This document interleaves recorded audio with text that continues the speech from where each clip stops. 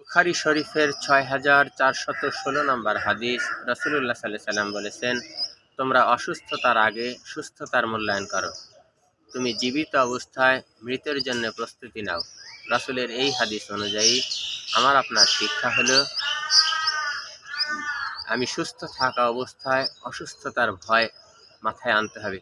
যেমন আপনি এখন দাঁড়িয়ে নামাজ পড়তে পারেন, এমন এক সময় আসবে আপনাকে হয়তো বসে বা শুয়ে আদায় করতে হবে। কাজেই যতদিন সামর্থ্য সুযোগ আছে আপনি দাঁড়িয়েই নামাজ পড়ুন।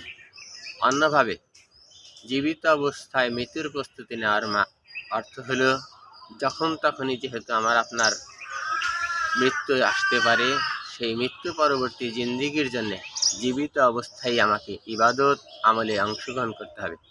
বেশি বেশি নেক আমল আমার আপনার মৃত্যু পরবর্তী সম্বল হিসাবে কাজ করবে।